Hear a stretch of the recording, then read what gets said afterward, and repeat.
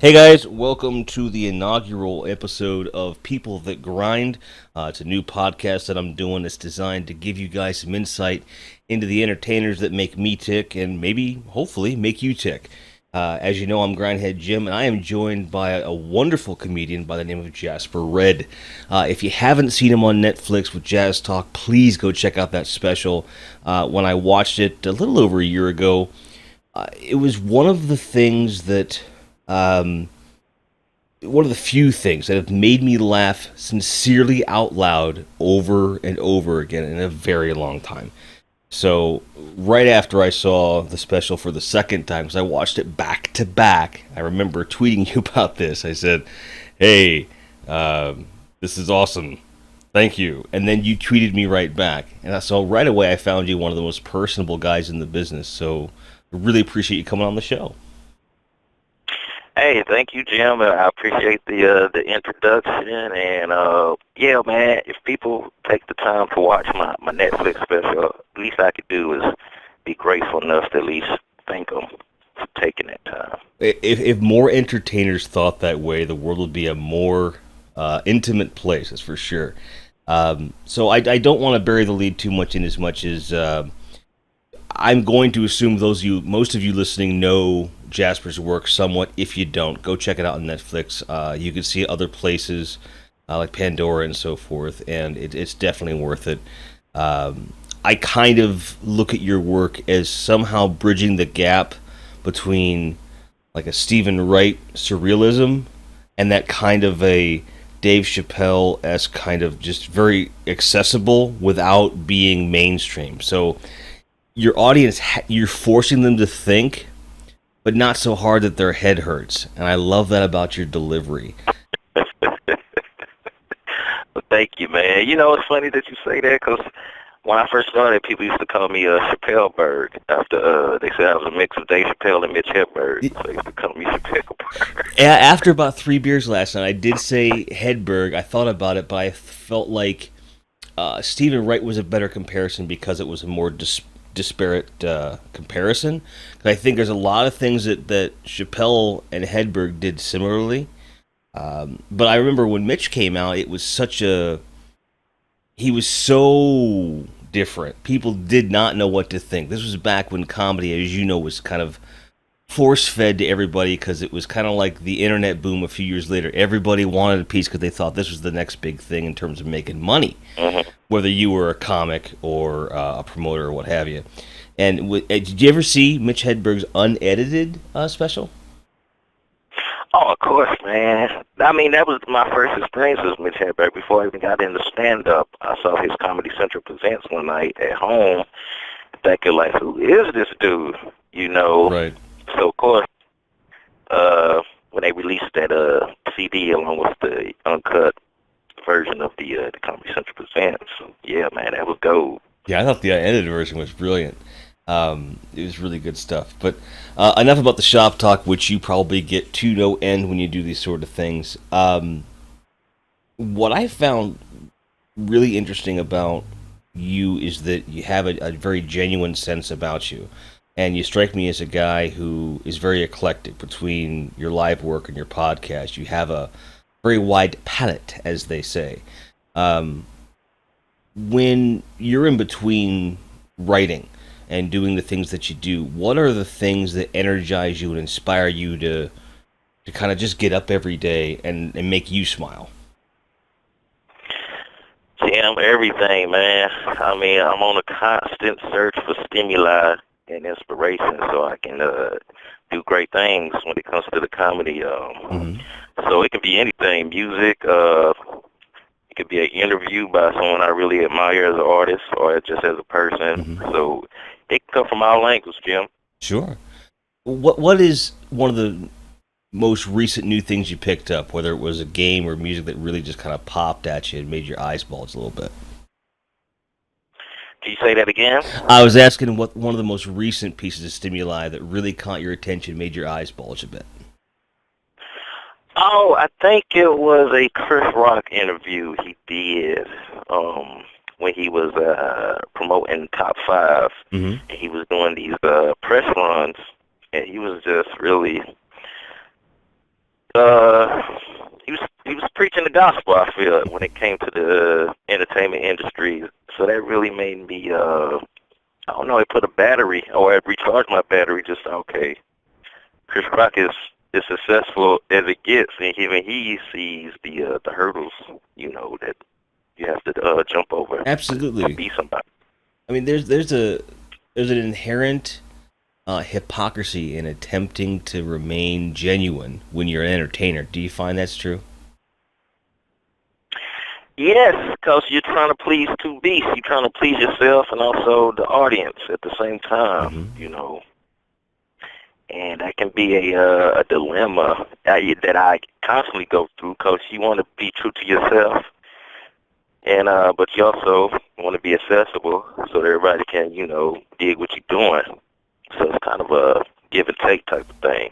I know you get this question a lot, I'm sure, but is that why you kind of dropped some of the polyrhythms? Some of that delivery kind of made that a bit more subtle. Is that part of that? Was because you?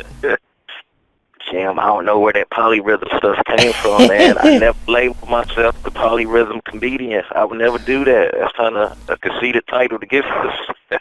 Polyrhythm comic, man. So I guess I had a different delivery when I first started, and Mhm. it's kind of, evolved over time. And I guess some people love the old delivery, but it's not something I consciously try to do or try to leave. It was just something that just happened. But somebody described it as polyrhythm. Well, the reason it fascinated me so much was that after I saw your special, I was trying to soak in as much Jasper as I could find. I'll be honest. And then as a drummer, I was a drummer by trade. Like when that phrase came up, I was like, "That's exactly what it is." Because whether you realize you're doing it or not, your cadence is natural. You construct the joke, but you deliver it naturally and organically, which is just that natural rhythm of how the body works. Like your delivery just seems, for lack of a better word, natural. Because so many guys are like, well, there's this guy on the plane and he's got these peanuts, right? And it's so manufactured. Whereas you take the time to pause and swell, and there's this, you're in on the joke. Because some comedians laugh at their own stuff because they're proud of themselves. Like, isn't this funny? You're laughing at you when you laugh at. I hear that you're laughing at the incredulity of life. You're just like, I cannot believe this. I actually had this thought, and other people are laughing with me. I'm so glad I'm not alone in this world. That's what your laughter says to me, and Exactly. That's what it is, yeah. it's just one of those things that you don't see too often. It comes back to that being genuine, and the hypocrisy angle is simple to me in as much as there's an hypocrisy inherent in when you start out, you are you, and you control what people see. What happens is the more popular you get, the further away from you the image and perception of you gets. An example is that polyrhythm thing. You know, like I know you never actually coined that. I read that somewhere already. So it's Yeah, that, but I wanted to illustrate that to people. Um, so would you say that there's anyone out there that inspires you that you feel is able to maintain as close a balance between those two as possible? yeah, I think a lot of the people who are really doing it big these days are really doing that, Hmm. because that's the thing about it, the real talented, the real cream of the crop do get they do, like the Louis C.K.'s, the Hmm. Chris Rocks, the Dave Chappelle's, like they really do break through and develop a genuine fan base off their talents. And so yeah, I believe there's a lot of comedians who are out there doing what they want to do and how they want to do it. Uh, but I know they had to fight for it though. It Sure. is because everybody wants to put you in, pigeonhole you into one thing. Hmm. So yeah, but I constantly watch what's going on and who's really doing it. And I say Louis C.K. I really admire what he's been doing since he had that light bulb go off, and he just kind of just became a prolific artist. I really admired what he's doing. I think that he kind of saw the potential of what he wanted to see in entertainment, and he had an opportunity. He's like, I'm never going to be hotter than I am right now. I've got to branch out and do other stuff. I think that's where Louis came from. I think the fact that he's doing successful mainstream television makes him more relevant as a comic, and then being relevant as a comic makes that show have gravitas. And it's this loop, this artistic loop that he's going to be fine for a while. And you don't really see that too often. It, I would No. I would go so far as to say that, and it's ironic for folks like us that aren't a huge fan of the public eye, but at the same time realize that you have to play that game in order for it to work. Social media is something that it's easy to shy away from because you value your privacy.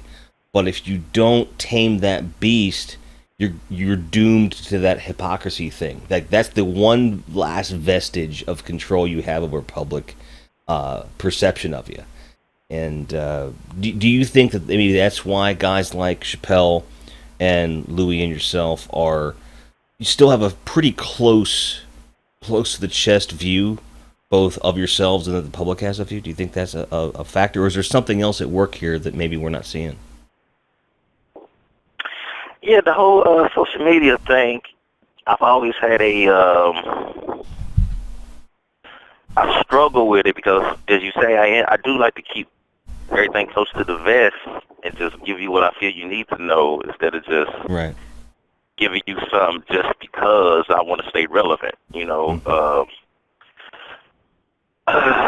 it is hard, man, especially when you come, like, we from a different generation where you didn't really have to give of yourself like that. Then the internet comes along, and then social media comes along. So now it just changed the game, and either you get with it, or you can fight it as long as you can. But it's like you said, you have to play the game on your terms if you're going to play it. Exactly. And that's what I try to do. And do you find that? I try to. Go ahead. Yeah, I just say I just try to, like, if I'm gonna do, like, even with the like, I never wanted to do a podcast. So when I decided if I'm going to do a podcast, it's gonna be something that I would actually listen to myself or fill a void that I feel is in the podcast world. So that's what I try to do. Even though I don't like to do it, I try to do it on my terms. Sure. And the thing is, there's so many different variations of the saying that less is more when it comes to speaking. There are so many people that you hear about that say, well, he didn't speak much, but when he did, we listened. And I think that if you position it right, social media can be used in that way, and you certainly do. Since you brought up the podcast, I did notice that you went on a hiatus after the last episode. Is that because you don't want to run it into the ground, or is it because you feel you run out of ideas? Like, what's the main driving force behind that? Oh, well, the hiatus with the Goose, well, it's twofold. Well, first, we fulfilled our contract with Maximum Fun because they only want us to do 35 episodes for them last year. So after we did that, Kim and I decided that we didn't want to re-up with Maximum Fun and go independent because we knew that this year, 2015, that we wasn't going to have the time to do it like we did it in 2014. And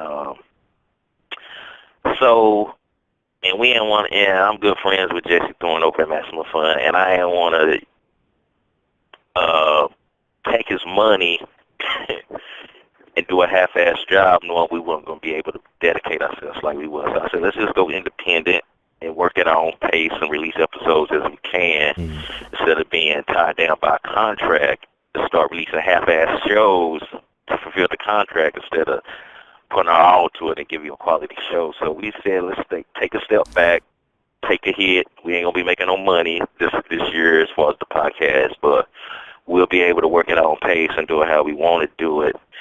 And then what happened was, as soon as we went independent, man, Kim has a friend that she knows, a friend that she used to work with who's trying to get into the media game. And so we've been trying to work with this person on developing our own type of podcast network. Okay. So that's what the Goose Down is at. We're trying to start our own type of network for the podcast. So that's the reason for the recent hiatus. Yeah, and I will tell you, good luck. It's something where it's the cart before the horse. Any other promotion, because I find if you look at it like promotion, whether it's a show promotion or promoting yourself, on one hand they say, I think Brian May said it best. He says, "Well, I want to play the Apollo," but they say, "Well, you have to have a record to play the Apollo." I was like, "Well, you get a record if you played somewhere like the Apollo." Well, where do you start? And I think promotion is the same way. And then rears that ugly beast, the social media again, where you've got to be out there all the time. And what I found is just the weirdest thing, but it makes the most sense. Is that the things that annoy me as a person benefit me as an entertainer? Meaning, I've got to put the same video up on Twitter 4 to 5 times a day if I want to hit every market. Like, that's just the reality of it. You know, otherwise you've got to rely on the people that are just browsing YouTube and their subscriptions, constantly trying to find that whatever.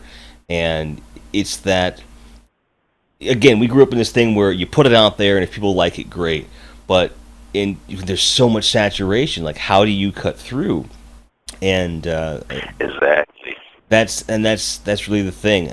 So what I found is just you have to be, again, if you stay genuine, people will gravitate towards that. And I think that's why, you know, starting with Lewis Black in the early part of the century, and moving forward through Louis C.K. and the resurgence of Chris Rock and Dave Chappelle and yourself and a lot of other people, those are the types of entertainers that are becoming more and more relevant by virtue of the fact that there's staying power in the fact that you can tell this is what they really want to do. And then you have not so genuine people, just they're flash in the pan, you know. And it seems like people are more vicious and quicker to dismiss people that they can tell are not genuine. That's why I think maybe reality TV's kind of pulling back. Thank goodness.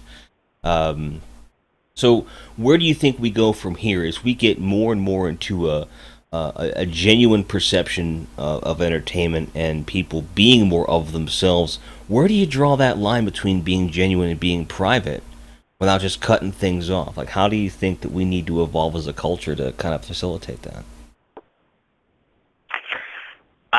You know, that's a good question, Jim. I have no idea. Like I can't even see where the industry is going most of the time because it seems like it's like you just kind of like throwing shit against the wall, seeing what sticks. Mm-hmm. You know, like I said with the podcast, I'm not because I think social media forces people to do things they're not really talented at. Mm-hmm. Like I don't view myself as some type of radio host because that's what a podcast is. It's a bootleg radio show, and I never got into comedy to host my own little radio show. Right. So there's a lot of square pegs trying to fit into triangles, and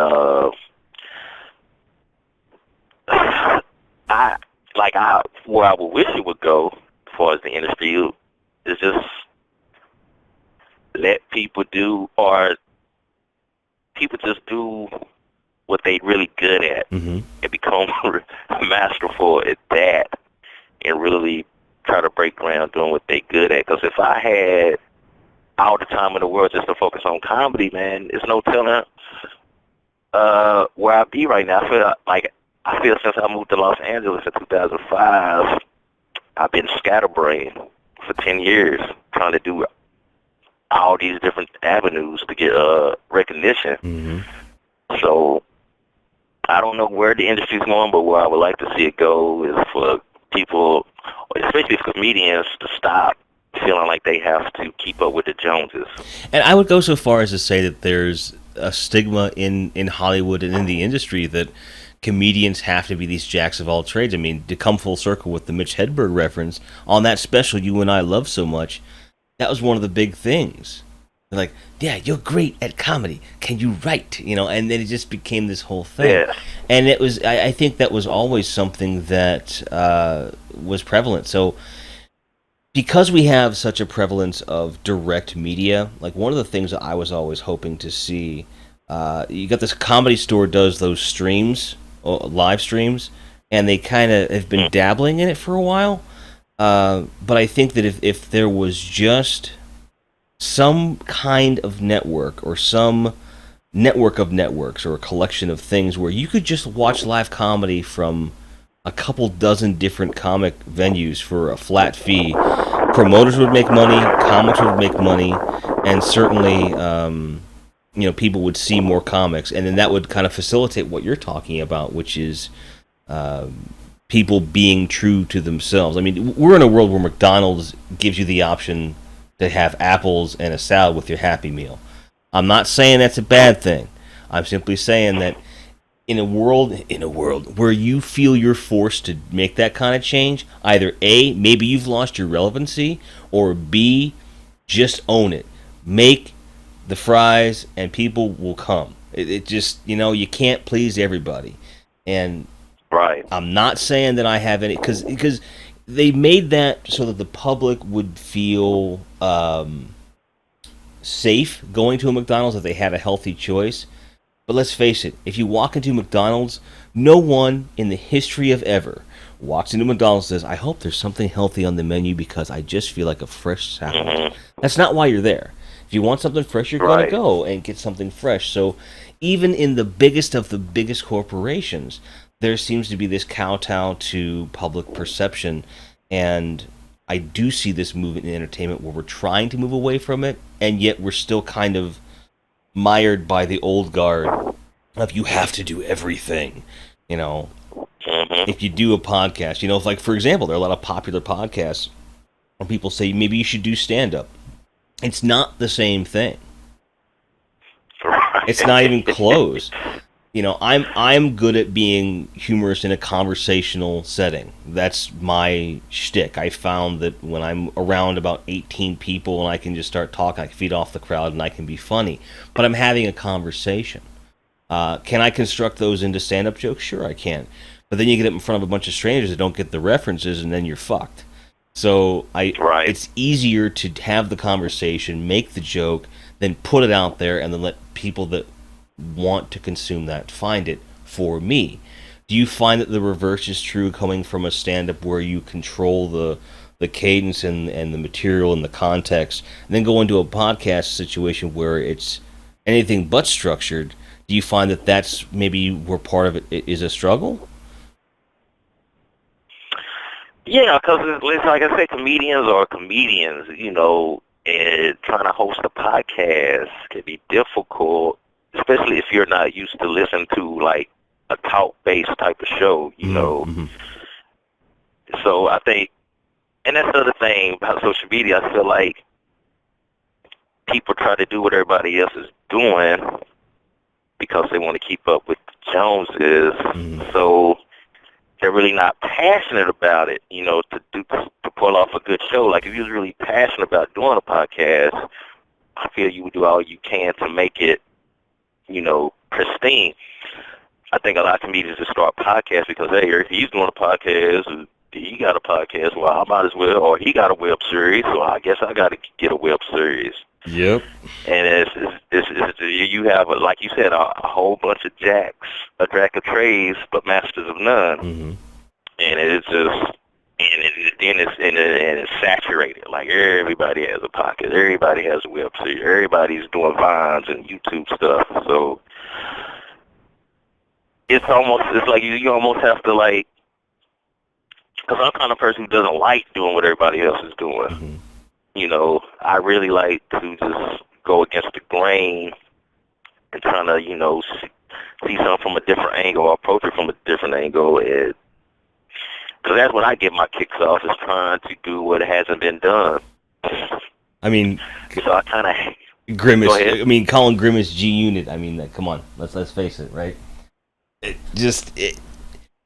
You exude this, because there's counterculture, comedians, and then there's people that just don't look at things the same way. And I think those are the best comedians, and that's why, love him or hate him, a Jerry Seinfeld is popular because he saw the common thing, looked at it in a very direct way, but commented on it a little left of center. And then everyone thought it was so simple because no one had tried it quite that way before. And then you go to the other end of the spectrum, someone like yourself that says, no one ever talks about that. These are the things I think about when I'm home by myself and the lights go out. I'm going to talk about that.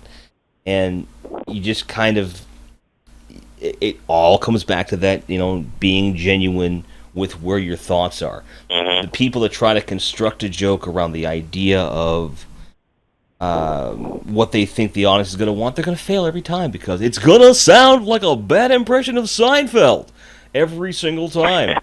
It is one of those things. Right. But go ahead. Seinfeld is one of my, he's one of my inspirations, man. Mm-hmm. It's funny because what he does is basically what I've been trying to do. Because, like you said, he takes something very trivial and breaks it down in a clever way. Mm-hmm. Which it makes it like, oh, that was right under my nose. I never looked at it like that. Mm-hmm. So he was a big inspiration for how I approach comedy. Because I was like, yeah, that's what I like. Just having my mind blown by something very trivial, Mm-hmm. So, it's kind of changed over the years as I've evolved and just got, I guess, more like experiences to try, other aspects to my comedy. But, yeah, with Jerry, because a lot of people don't understand why Jerry Seinfeld is held up how he is, because a lot of people like, he's boring. Like, I don't get it. I was like, man, this is genius stuff to me. Like, I know you may not like his delivery or his content, but to me, I feel like he's a genius, because when I grew up watching a lot of black comedy, like, my favorite comedians as a kid was, like, Sinbad and Robin Harris. Okay. It wasn't until I discovered George Carlin and Jerry Seinfeld that I really wanted to be a comedian, because they approached things differently than what I was used to. And that really just opened my mind to, like, a whole bunch of different stand-up. And I would certainly, I would put Richard Pryor in that same pantheon, but to a lesser degree because he's more of a storyteller. But he still kind of looked at things and was not afraid to speak about them. So he could be direct about it, but it wasn't like this. Oh, it was more of a, oh wow, he actually went there. Yes. It's one of these things where I look at Pryor, I look at Carlin. And I know it's a horrible thing to say in this day and age, but the two most dreaded words in comedy, Bill Cosby. No matter what's going on right now, no matter what happens, you cannot deny the guy's talent when he started out, in particular. That cannot go away. Just because he's evolved into an allegedly evil human being does not mean he wasn't funny. A good storyteller is a good storyteller, even if maybe he was a bit forceful and had an affinity for alcohol and pills. Allegedly. But, we could talk in these circles for a while. One of the things that really caught my eye, or ear, as it were, with the Jazz Talk special, you had mentioned, there was one particular joke where you had mentioned PlayStation and how it never says no. Now, I'm not going to analyze this joke, but I wanted to construct the question with that joke in mind. What video game can you never say no to? Oh, Tecmo Bowl. Okay, the original or Super Tecmo Bowl? Super Tecmo Bowl. Okay. That's the best version. That's the best. Tecmo Bowl, the original, that's good, but when they came out with the Super Tecmo Bowl, it just set it off, man. Yeah. So I can never say no. Are you the Bills? Is that the one you play? Because that's everyone's favorite. Nah, man. I grew up a Houston Oilers fan. All right. Warren Moon. Yeah. There you go. I just recently found out, I didn't know this was a thing, but with some of the NES emulators, you can actually do it to where you can host a game on your PC, and someone can connect to you directly through the internet, and you can play a quote local unquote game from across the internet. So I have a friend in Canada. We can play Tecmo Bowl from across the world. Wow, see, I read about the emulators, but I didn't know you could do that. You sure could, and it doesn't cost anything. It's absolutely free. And luckily, because I have a pretty extensive cartridge collection, it's perfectly legal for me to do. So, because that's the caveat with the emulation. As long as you have the original game, they don't consider it illegal. Because as far as they're concerned, it's like ripping a CD that you own. Same difference to them. So Tecmo Bowl. Now, and for me, like the Nintendo, like even the Super NES era to a lesser degree, like that's where the sports games died for me.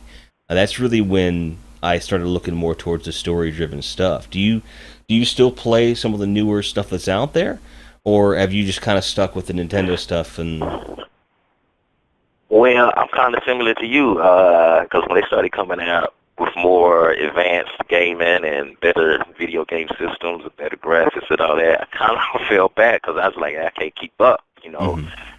I think I stopped with Sega Genesis. Okay. That's where I stopped. But when I became a comedian, man, I started having all this free time on my hands.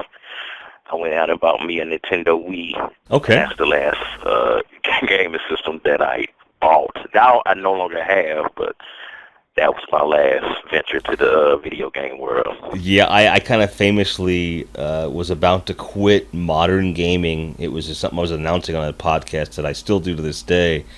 And then E3 hit in 2013, and Microsoft basically shit the bed, and then Sony came out and said, "We are your heroes," and I got teary-eyed, and I said, "Okay, I'll buy another PlayStation." And so I did, and I do play a lot of the modern stuff, but I'm really particular about what I like. I will play almost anything. Anything will get a chance, but if you don't, it's like music for me. If you don't hook me right away, we're done. I'm not going to force myself through 3 to 6 hours of something if I'm not immediately gripped. And music, oh fuck, I am a snob when it comes to that stuff. I remember recently hearing like Pat Metheny group I did a tour like a year or two ago, and they did the We Are Here album, which it's a kind of a free prog jazz album. And the only reason I even fucking know about that album is because Paul Wertigo is a drummer. He's on the cover of Modern Drummer for that month in 1994. And I saw that was the next month's issue. Then I look up at the TV, I shit you not, it's Good Morning America on a Sunday. And there's Paul Metheny group playing. And I'll never forget, there's this thing where the in between, like after the song was over, you see a rack tom fly across the stage. While Joan Rivers or whoever it was Joan London was congratulating him on a great tune, and then sure as shit in the interview that was in the magazine, he talked about how cool that was. He thought they was recording it for the thing. It was live. He didn't realize it, but I thought this microcosm of drumming for jazz people, in this one moment that. For all the different things I've read about in drumming, for all the different things that I've heard about music, and all the different music I listen to, I never really had a conversation about that moment, or that band, or that album. And then, just a few weeks ago, I saw that they did a tour where they played just that album. Yet, I've never met another person that owns that album. And it just makes you go, what world does that exist in? That there really is an opportunity for every single person to do what they love, do it genuinely, and with enough heart. Over time, people grasp it, and it becomes something of its own life. So I realize that you have nothing really to promote at the moment. You're working on some things with the network and so forth. I've got to be that guy. I've got to ask you, when is there going to be a next special, and if so, when would you like to do it? Oh, I'm hard at work on it, Jim, man, because I want to release. Because I want to make the trend of doing half-hour specials instead of hour specials for comedians. I think hours are too long for comedians, Okay. to be on stage, because I think a half hour is the perfect amount of time for you to hit people up with your best material. You know, because if everybody know in the stand-up world that you know how stand-up shows are. There's the host, there's the feature act, and then there's the headliner. Right. And everybody knows that the feature act has the best spot on the show because he gets 20 to 30 minutes to pack in his best jokes. Exactly. And just bang, hit the audience. Because sometimes as a headliner, man, you do a lot of filler just to fulfill your time. Mm-hmm. So I feel like I want to start that trend of doing half-hour specials, and that's my goal for the end of the year, is to have a half-hour special released on my YouTube channel for free, and to continue to do that for the following years as long as I could do it. That's amazing. And again, it is embracing new media without, again, kowtowing to it or whatever. So since we're already here, and I will link in the description, but because some people prefer to learn by hearing, what is your YouTube channel? Jasper Redd. Yeah, all my handles are Jasper Redd. Twitter, Facebook, just type my name in, and that's what I'm under. That makes life really easy. I do not have, I don't have that luxury. I started my first YouTube channel as Grindhead Jim, and that channel was all about music, and I'd had one or two copyright claims, and it was just stupid. And I thought, I'll do a separate thing for video games, and of course, the one I'm doing for fun becomes the one that becomes bigger. So now so the way I got around it. Here's a tip for you kids out there: if you get your own URL, so I have grindheadgym.com, I just have /YouTube, and then that links directly to my YouTube channel. So that's how I do that. So you've got the primary thing and the other, because not everyone is as lucky as a Jasper Redd. So I think that's really all the ground that we could possibly cover without going in some really wacky territory.